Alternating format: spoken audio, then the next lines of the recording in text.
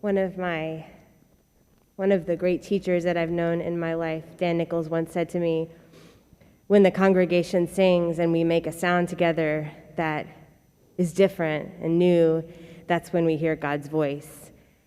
Would like to thank you for bringing God's voice into this space tonight. You sound beautiful. Thank you to the Temple Israel choir members who are, I know, leading the way, but it's lovely to hear you and sing with you. A few weeks ago, as I'm sure you remember because you take notes on all my sermons, I spoke about Simone Biles and how she reminds us that we are more than the way we are judged. After the dramatic events of this week and her withdrawal from the individual all-around and team finals, she conveyed this so beautifully and profoundly in a tweet saying, quote, "The outpouring of love and support I've received has made me realize I'm more than my accomplishments and gymnastics, which I never truly believed before. More than my accomplishments." How many of us don't really believe that about ourselves and each other, and rather secretly believe that we are our accomplishments, that we are what we produce, that we are our money, our success, our beauty, our power, that that's what we are?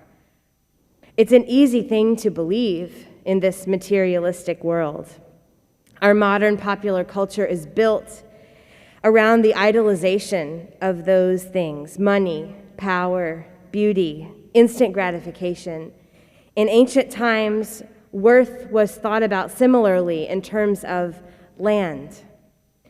The amount of land a people could conquer indicated how deserving it was of favor by its God. And so the acquisition of land was internalized in biblical times as a reflection of the worthiness of a nation. That is, with one notable exception that is described in our Torah portion this week.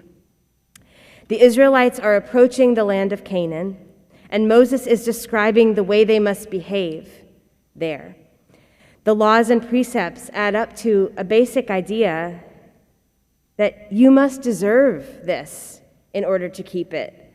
Your external expressions of wealth and power are nothing if they are not a mirror of your internal nobility and honesty and integrity and reverence. That is what this holiday season that is upon us is all about. Can we shape our internal landscape to be a proper expression of God's image, meriting the many blessings that we have received? This is an exceptionally tall order at any time, but especially when we have negative emotions that we might have right now in the midst of this pandemic. Are you angry? I am. I'm angry that our community and country could not work together to stave off the severity of this fourth wave of COVID. Angry at the inequities and purposeful inflammatory rhetoric that created this reality for all of us. How can people not wear masks? How can people choose not to be vaccinated? How can members of our community put our healthcare workers in this situation? Yet again, these individuals who have given us absolutely everything in order to protect us. Are you sad? I am. Sad for the families who have lost loved ones and who will lose them. Sad for the children who will know yet another strange school year, many perhaps at home behind a computer screen yet again. All, at least we pray, with masks on that will at once protect them but also prevent them from seeing and enjoying one another's smiles as they should. Sad to know that even as challenging as things are here in Louisiana and in the United States, other countries without our resources have sustained even greater losses and will continue to do so until they have the vaccine access that we have and that many have squandered. Are you afraid? I am. This is a scary time. Even for the vaccinated, that sense of fear is palpable. What will the next few weeks and months look like? What will we lose? What will we miss? Who will we be separated from?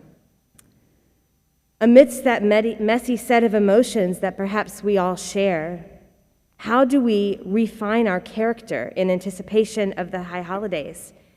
How can we see beyond the worst of this moment? Our Torah portion recognizes this challenge in a way, the challenge of digging deeper than what we have and even how we feel or what we fear moment to moment. And it says the following, Ki tomar vilvavecha rabim hagoyim ha'ele mimeni. Echa uchal lahorisham. When you say to yourself, these nations are too numerous for us, how can we succeed against them? Lo tira mehem.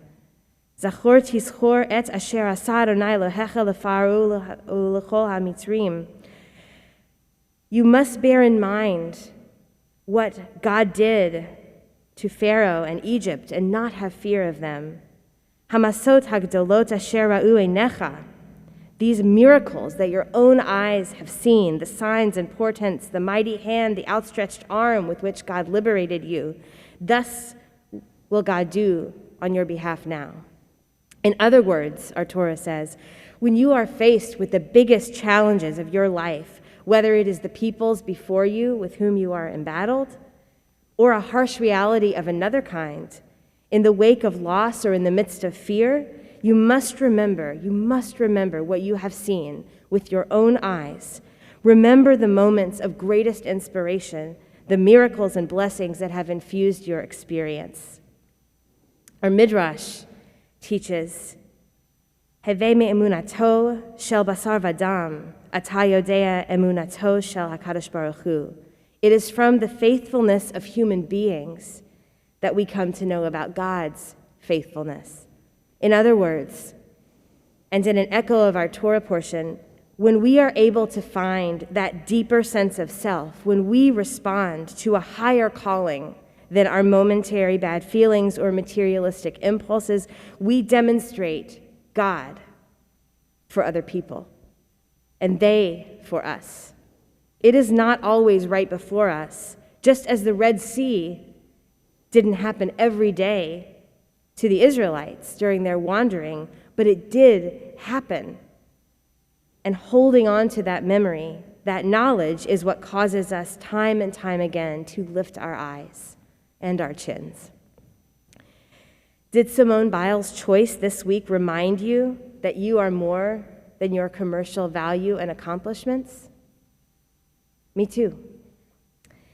Have you seen children's eyes wide with wonder at something as simple as bubbles that reflect rainbows and then disappear into thin air?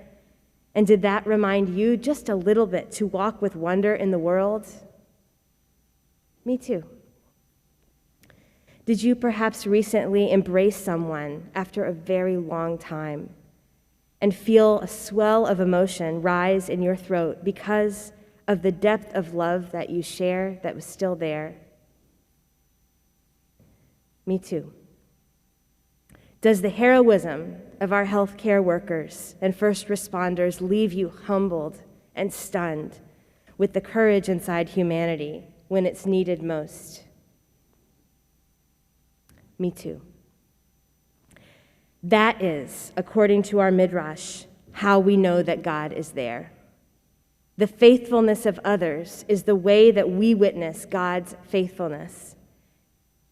And remembering God's faithfulness, God's presence, is, according to our Torah this week, the way we brace and meet our greatest challenges. We may be frightened. We may be sad. We may be angry.